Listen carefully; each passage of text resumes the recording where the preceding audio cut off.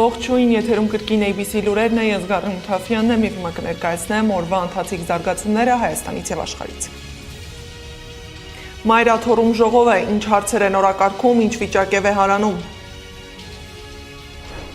Բաց մարտահրավերներ խորհրդարանի ընտրությունից 7 ամիս առաջ, ով ում է հրավիրում բանավեճի։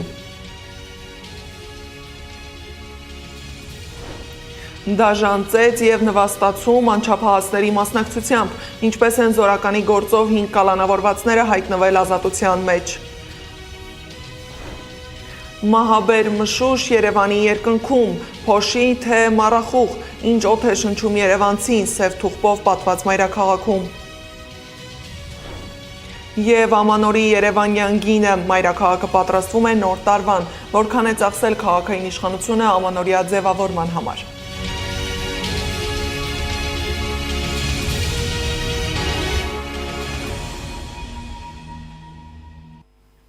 Նախքան հիմնական լրահոսին անդրադառնալը, Վարդենիսում 2 պայմանագրային զինծառայող է պայթել ականի վրա, ոչ ծառայողական պարտականություններ կատարելու հանգամանքներում և ծառայողական պարտականություններ չկատարելու ընթացքում ստացել են վնասվածքներ, հավելեմ նաև, որ նրանց կյանքին վտանգ չի սպառնում։ Մայրաթոռում ընթանում է Գերագույն հոգևոր խորհրդի ժողովը, որին նախորդել էր Միաբանների ժողովը։ Միաբաններն իրենց մտահոգություններն են հայտնել եկեղեցու շուրջ ստեղծված վիճակի կապակցությամբ։ Հայր Անանյան ասել է, որ Միաբանների ժողովին չեն քննարկել Նիկոլ Փաշինյանի հետ հանդիպած սրբազանների կարգալուծության հարցը։ Դա իրենց իրավասության ներքո չէ։ Հիշեցնեմ, որ երեկ Փաշինյանը հանդիպել էր հայ առաքելական եկեղեցու 8 սրբազանի հետ։ Նրանց թվում են Աբրահամ arczepiskopos Մկրտչյանը, Առաքել arczepiskopos Քարամյանը, Վազգեն arczepiskopos Միրզախանյանը, Անուշավան եպիսկոպոս Ժամկոչյանը, Վրթանես եպիսկոպոս Աբրահամյանը, Նավասարդ arczepiskopos Կճոյանը, Առաքել եպիսկոպոս Տիգրանյանը և Գևորգ եպիսկոպոս Սարոյանը։ Հետագա զարգացման և ճակատագրի համար ունի շատ կարևոր առնչություն և ես կարդացել եմ ձեր հայտարարությունը հենց այդ դիտանկյունից, որ ես ամենայն դեպս տեսել եմ արտահայտությունը նույն կարգի մտահոգության, ուստի ես Իսկ ինչ վիճակ է Մայրաթոռում և ինչ է կատարվում այդտեղ, մեր նկարահանող խումբն է իջմիացնում։ Ուղիղ կապով միանանք նրանց։ Սեդա, ողջույն, դու եթերում ես, խնդրում եմ պատմիր, թե ինչ ժողով է Մայրաթոռում և ինչ հարցեր են օրակարգում։ Ողջույն Գառնի, այս պահին բարձրագույն հոգևոր խորհրդի նիստն է, ժողովն է ընթանում, օրակարգի մասին պաշտոնապես հայտարարություն չեն տարածում, բայց Մայրաթոռի բակում մի քանի տասնյակ քաղաքացիներ են հավաքվել, ովքեր պնդում են, որ այստեղ քննվում է երեկ Նիկոլ Փաշինյանի հետ հանդիպած 8 սրբազանների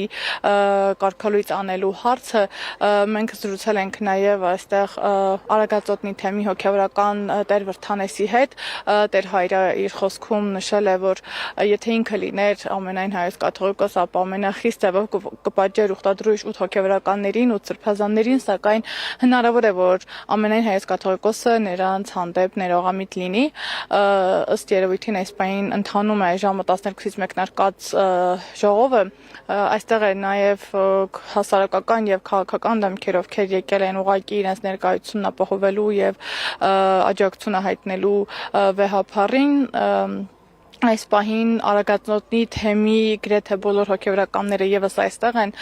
թեպետ որևէ ժողով կամ այլ իրադարձություն չկա, սակայն մեծ հետ զրույցում նշում են, որ այստեղ են ուղղակի աղոթելու և իրենց աջակցությունը հայտնելու վեհափառին, նշում են, որ Մայրաթոռը ունի 54 arczepiskopos և եպիսկոպոս, ուստի 8-ի ուխտադրույժ լինելը թեպետ այո մեծ կորուստ է, սակայն 54-ից 8-ը դեռ որոշիչ չէ, վճռորոշ չէ։ Նաև անդրադարձել են պնդումներին, որ վեհափառը պետք է թողնի իր աթոռը, սակայն անդրադարձել են այդ պնդումներին և նշել են, որ այն քաղաքական աթոռ չէ, որ հեշտությամբ կարելի է ստանձնել և թողնել։ Այս պահին այսքանն է, Մայրտաճարում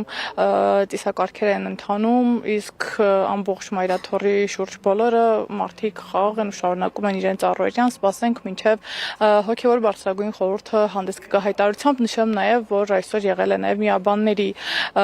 նիստ, երեք եւս միաբանների խորհուրդը նիստ է ունեցել, հանդես են եկել հայտարարությամբ եւ դատապարտել են եկեղեցու շուրջ ստեղծված իրավիճակն ու ատելության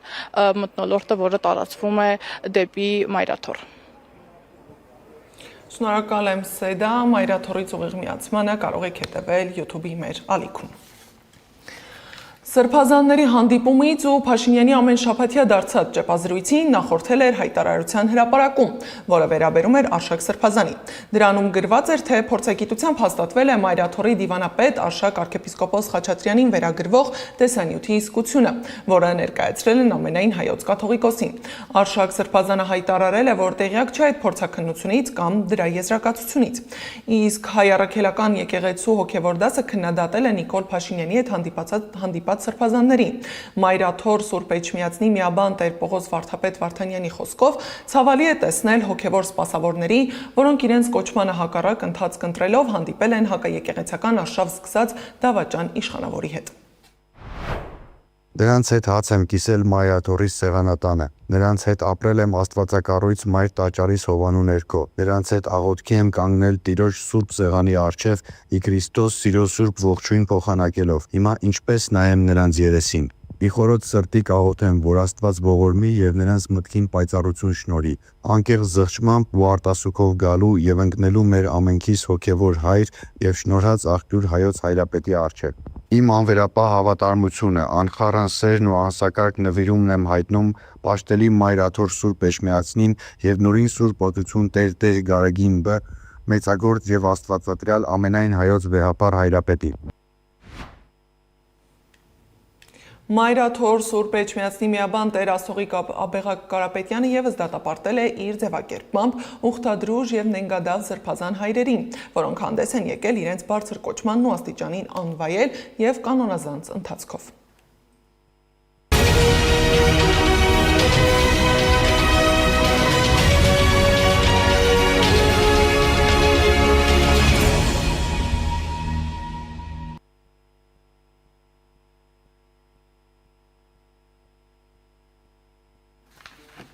Անհրաժեշտ է ոտքի կանգնել եւ պայքարել հանուն մեր եկեղեցու, հանուն մեր պետության։ Մասիսի նախկին համայնքապետ Դավիթ Համբարձումյանը նամակ է գրել քրեակատարողական հիմնարկից։ Նա ավելի քան վստահ է, որ համակարգված եւ թիրախային աշխատանքով հնարավոր է շատ ավելիին հասնել։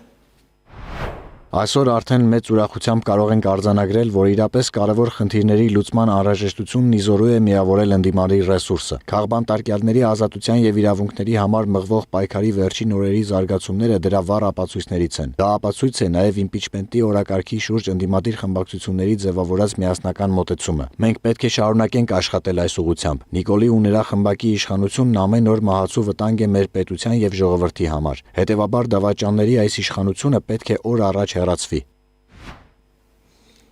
Բագրատ arczepiskopos Գալստանյանին եւ Շիրակի թեմի առաջնորդ Միքայել arczepiskopos Աջապահյանին ԱԱԾ մեկուսարանում այցելել է Հայաստան խմբակցության падգամավոր Գառնիկ Դանիելյանը։ Նրա խոսքով սրբազան հայրերը ինչպես միշտ ամուր էին տոկուն արդարության հանդեպ հաղթանակի սպասումով։ Սրբազանների ուղերձը նույնն է՝ մնալ հայ առաքելական Սուրբ եկեղեցու կողքին, աջակցել եւ պաշտպանել մեր սրբության սրբոցը։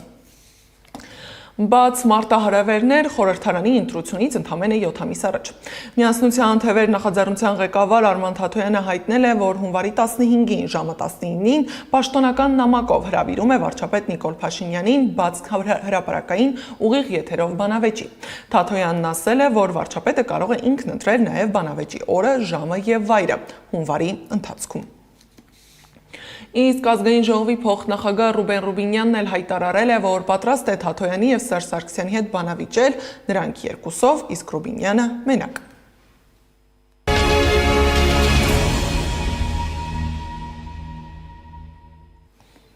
Դաժան ծեծ եւ նվաստացում անչափահասների մասնակցությամբ տեսանյութ են տարածել, որտեղ Տավուշի Զորական գյուղի բարձր դասարանի մի քանի աշակերտներ ծեծել եւ նվաստացրել են Նոյեմբերյանի պետական քոլեջում սովորող մի տղայի։ Տեսանյութը նկարել է հենց ծեծկրտուքի մասնակից անչափահասները։ Պարզվում է, դեպքը տեղի է ունեցել ամիսներ առաջ, սեպտեմբերին։ Քննչական կոմիտեն հայտնել է, որ խուլիգանություն կատարելու, մարդուն առևանգելու, ֆիզիկական ներգործություն կատարելու դեպքի առթիվ նախաձեռնված քրեական վարույթի շրջանակում 5 անձի նկատմամբ հարուցել են հանրային քրեական հետապնդում։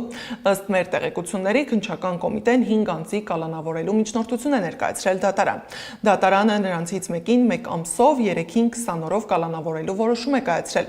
իսկ անչափահասներից մեկի նկատմամբ տնային կալանք է սահմանել։ Ժամկետի լրանալուց հետո քննչական կոմիտեի կալանքը երկարաձգելու միջնորդություն է ներկայացրել, բայց դատարանը մերժել է այն։ Անչափահասներից միայն մեկի նկատմամբ սահմանել է վարչական հսկողություն բացակայելու արգելքով։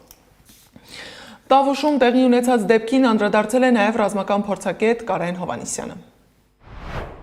14-ից 16 տարեկան տղաները ոտնատակ են տալիս իրենց դասընկերոջը, իրենց համաքաղաքացուն, իրենց հային, պատճառելով ոչ միայն ֆիզիկական, այլև հոգեկան ցավ, քանի որ այդ ամենն էլ դեռ մի բան նկարահանում էին։ Ու այսպես բանակ են գնում, այսպես բանակում են իրենց դրսևորում։ Իսկ եթե մի սպան փորձի սաստել, աննկարագրելի իրավիճակ կարող է ստեղծվել։ Հարգելի ծնողներ, պարզապես դաստիարակեք ձեր տղաներին, սաստեք, պատժեք։ Իրենք ինչպես ձեր, այնպես էլ հասարակության համար մեծ վտանգ են ներկայացնում։ Ոչ մեկ չփորձի ասել, թե բանակում է բարդակ, այդ հենց ձեր ընտանիքներում է բարդակ, որ մի տղա երեխա չեք կարողանում դաստիարակել։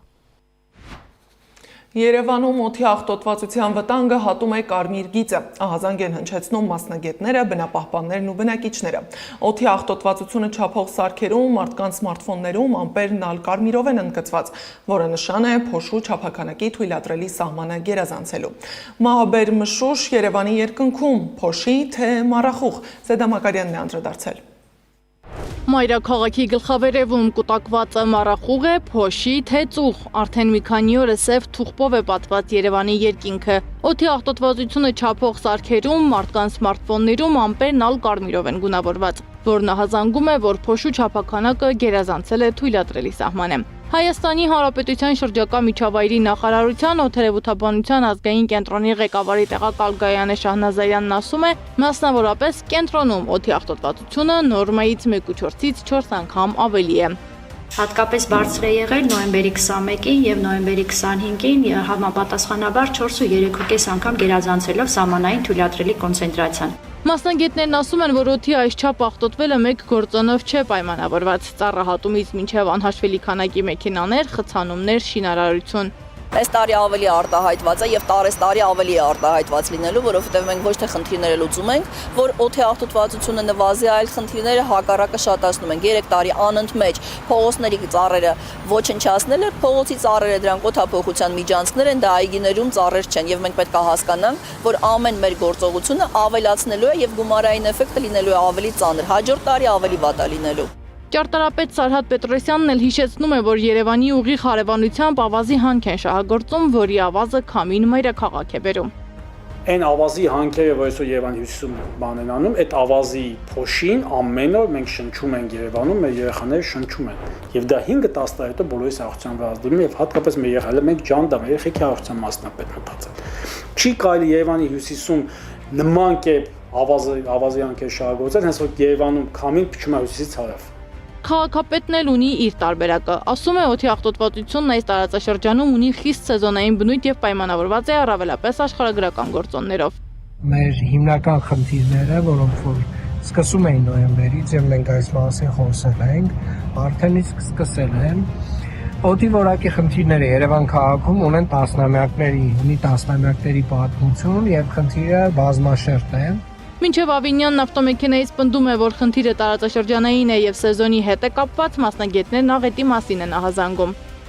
Եթե մենք վերցնում ենք օդի աղտոտվածության ամենավտանգավոր ցուցանիշը, որը մինչև 2.5 միկրոն մասնիկների պարունակությունն է օդի մեջ, այսինքն այսպես կոչված PM2.5 ստանդարտը, որը ամենավտանգավորն է, որտեղ այդ չափսի մասնիկները ունակ են շնչառական համակարգի միջով ներթափանցել արյան մեջ։ Այդ PM2.5 աղտոտվածության մակարդակով իմ դիտարկմամբ Երևանի տարբեր վարչական շրջաններում կախված բարձրությունից թույլատրելի նորման գերազանցվում է 6-ից 8, որոշ տեղերում մինչև 10 անգամ։ Սողոմոնյանի գնահատմամբ իրավիճակն այնքան ծայրահեղ է, որ մարդկանց ուժեղ պաշտպանիչ դիմակներ են անհրաժեշտ, մասնավորապես երեխաներին։ Երկրորդ ամենավտանգավոր խումբը դա մանկահասակ երեխաներն են։ Մանկահասակ երեխաների շնչառական ուղիների լորձաթաղանթը դեռ բավարար պաշտպանական մեխանիզմներ չի ձևավորել։ Լորձաթաղանթի ինքնին բարակա լորձի սեկրեցիան ակտիվ չի եւ այդ մասնիկների ներթափանցումը բրոնխիալ ծառ եւ ավելի խորը ուղիները շնչառական։ Խնդրի մասին Facebook-յան օգտատերերներ են բարձրաձայնում, օրինակ երևանցիներից մեկն իրենց բակում օդի խոնավության կլանիչ էր տեղադրել։ Նշել է, որ 3 տարի է ինչ գործածում է այն ու միայն վերջին 1.5 տարին է, որ կլանիչում կեղտոտ նստվածք է առկա։ Տպավորություն է, որ քաղաքապետարանը չի էլ ցանկանում մտածել լուծումների մասին, ասում է բնապահպանն ու խնդրի լուծման տարբերակներ առաջարկում։ Այս բոլոր խնդիրները կանաչապատման 5 անգամ ավելի պակաս ցուցանիշ, այսինքն մենք ունենք բոլոր նախապայմանները, որ ունենանք այն վիճակը, որ մենք ունենք, սա հանկարծակի չի, սա սպասելի է, սա ռիսկերը ուղղակի պետք է կառավարել եւ հասկանալ ինչ ուղղությամբ գնալ, որ այդպես չլինի։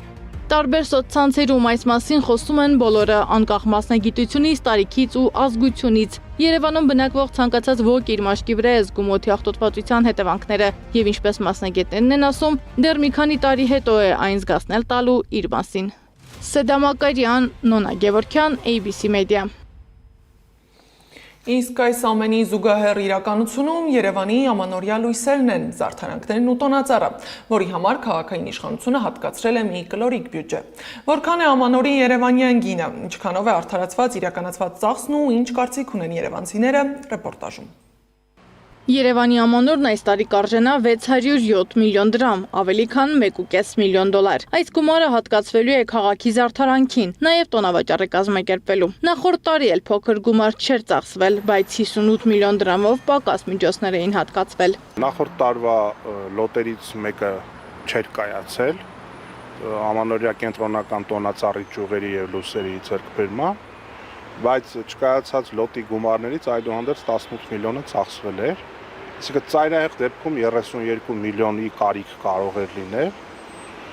Եվ անցած տարվա 549 շուրջ 550 միլիոնի դիմաց այս տարի 607 միլիոն 650 հազար է կազմում։ Երևանի քաղաքապետարանի գովազդի վարչության պետը հավատացնում է, որ նախորդ տարիների ձեռք բերված գույքը դեն չեն նետել, այս տարի էլ են օգտագործելու։ Այո, որպես այդպեսին մենք մրցույթը առաջին իսկ նախավորակարգման հայտարարություն պայից սկսած հրապարակել ենք այն ցանկը, որը արդեն 4-րդ տարին պետք է օգտագործենք գույքի, որ Երևան քաղաքը ձեռք է բերել ամանորյա զարդարանք տոնական ձևավորման համար եւ ունենք պարտադիր պայման, որ քաղաքին պատկանող գույքը պարտադիր պետք է օգտագործվի։ Խելամիտ են արդյոք քաղաքապետարանի ծախսերը, քաղաքացիները ի պատասխան կարիքներն են թվարկում։ Ընդհանրապես խելամիտ չի, այնց աղրելի ծախսերը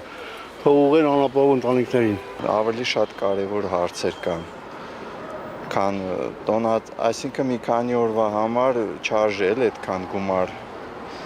ծախսել։ Գոնե չեմ ասում 100%, գոնե մի 50% ժողովրդի պայմանները լավացնեն, որտեղ սենց բերել դրել են, հա ճիշտ է, ժողովուրդը գալիս է, ուրախանում է, բայց սրանով ուզում են զարմացնել մարդկանց։ Տեսեք 600 միլիոն բան են ծախսել։ Քանի գնում է, հատանում է վիճակը։ Այսպես վիճակ չի եղել ոչ մի անգամ։ Լույսերով ու աստղերով դրանով չեն կարող մարդկանց խաբել։ Երեխաների համար է այս ամանն արվում, ոչ թե մեծերի, այլ երեխաների համար, այնքան որ նոր տարի ունենանք, որ լաց չլինենք։ Այս տարվա գնումները ի տարբերություն նախորդների իրականացվել են մրցութային կարգով, 2 փուլով, հաղթել է 2 ընկերություն, 2022 եւ 2023 թվականներին հաղթող էին ճանաչվել դարձյալ այս ընկերությունները, սակայն մեկ անձից գնումների միջոցով։ Նախորդ տարի էլ ենք իրականացնել երկփուլ մրցույթ նախավորակարգման ընթացակարգով, այ դրանից առաջ եղել է նաև մեկ անձով։ 2 կազմակերպություն ունենք հաղթող, գնումները եմ կայքում հրապարակված են։ Տարիներ շարունակ նույն ընկերություններից տարբեր ձևաչափերով գնումները պատահական չի համարում ընդդիմադիր Մայր Հայաստան խմբակցության անդամ Մանուկ Սուքեսյանը։ Նա այս գործընթացում չի բացառում կոռուպցիոն ռիսկերը։ Ճակերտավոր հավատությունները շարունակվում են եւ քաղաքի բյուջեի հաշվին կարելի է լավամարդ դուրս գալ իրենց հետ կապված տարբեր կազմակերպությունների, հետո թող յուրաքանչյուրը ինքը դատի թե հետում սիրուն աչքերի համար է, ինչի դիմաց է այդ հովանավորչություն։ Անկախ գնումների ընթացակարգից Մայր Հայաստան խմբակցության անդամն անդրամաբանական է համարում այս մասշտաբի ծախսերը։ Քաղաքը հազար ու մի խնդիր ունի։ Անշուշտ քաղաքին պետք է տոնակատարություն, անշուշտ ամանորը պետք է նշվի, բայց դրան կա ողջամիտ չափ ու սահման։ Չի կարելի քաղաքի բյուջեն տնօրինեն կարծես սեփական քսակը լինի։ Այս տարի էլ նախորդների պես միլիոնավոր դրամներ են ծախսելու մայրաքաղաքի տոնական ձևավորման համար, սակայն ըստ էության հիմնականում օգտագործելու են նույն գույքը։ Նախկինում մեկ անձից արված գնումներն էլ փոխարինվել են մրցույթներով, բայց մատակարարները նույնն են մնացել։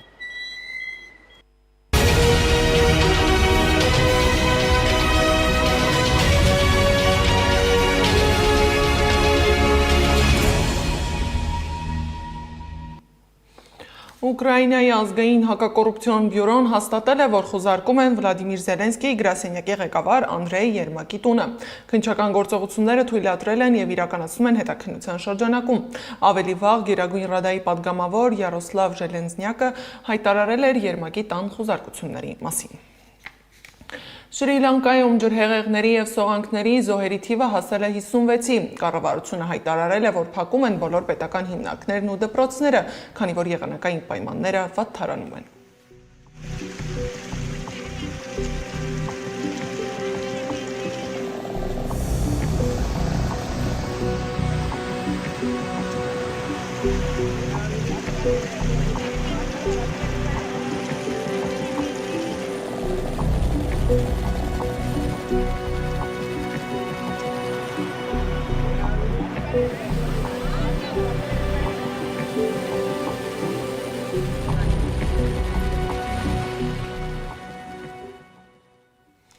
Վաշինգտոնը շատ շուտով ցամաքային ճանապարհով կսկսի Վենեսուելայից թմրանյութերի ներմուծման դեմ պայքարը, հայտարարել է Դոնալդ Թրամփը։ Դուք հավանաբար նկատել եք, որ նրանք այլևս չեն փորձում թմրանյութեր տեղափոխել ծովով, եւ շուտով մենք կսկսենք կտրել նաեւ նրանց ցամաքային ճանապարհը, ասել է ԱՄՆ նախագահը։ Միջազգային մյուս լուրերը ռեպորտաժում։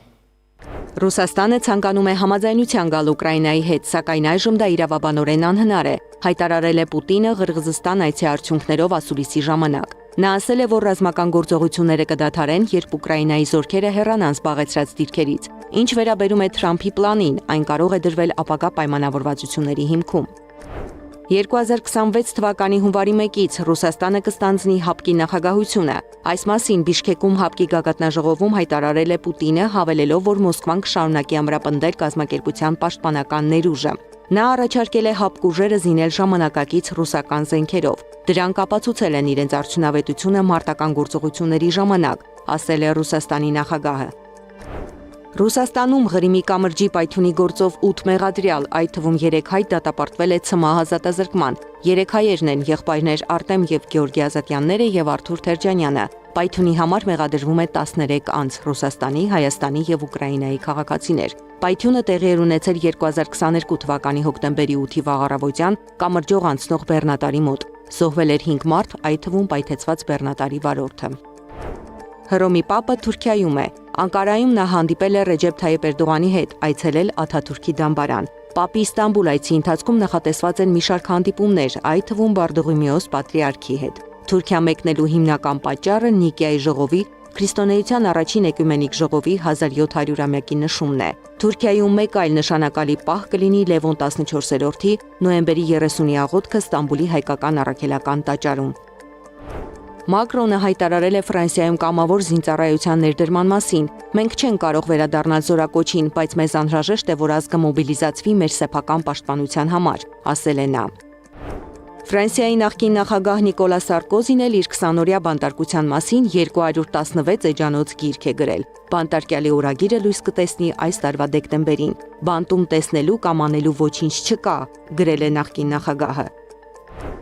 Պարզվում է Ադոլֆ Հիտլեր անունով քաղաքական գործիչ կա Նամիբիայում, որն ի տարբերություն իր տխրահռչակ անվանակցի միմիայն հաջողություններ է գրանցում։ Նա 5-րդ անընդմեջ հաղթանակն է տոնել թիմ ընտրություններում։ 59-ամյա պաշտոնյան մեծ ժողովրդականություն է վայելում 5000-ից պակաս բնակչություն ունեցող Օմպունջա շրջանում, որի ղեկավարն է երկար տարիներ։ Եթե անունս Ադոլֆ Հիտլեր է, դա չի նշանակում, որ ես ունեմ Հիտլերի բնավորությունը կամ նման եմ Գերմանիայի Ադոլֆ Հիտլերին, ասել է նա։ Ինդոնեզիայում ջրհեղեղի ժամանակ հեղեղը քշել տարել է մեծ տունը, հորդառատ անձրևների պատճառով գետերը դուրս են եկել ափերից, մի քանի շրջաններում սողանքներ առաջացնելով։ Զարա Սարգսյան, Նոնա Գևորգյան, ABC Media։ Այս ժամի համար նախատեսել էինք այսքանը, շարունակեք հետևել մեզ YouTube-ում, Facebook-ում, Telegram-ում, Instagram-ում ու TikTok-ում կամ այցելեք մեր պաշտոնական կայք 3w.abcmedia.am։ Ես Գառնու Թարֆյանն եմ, շնորհակալություն ուշադրության համար, կհանդիպենք ժամը 18-ին լուրերի գլխավոր թողարկմանը։ Առայժմ։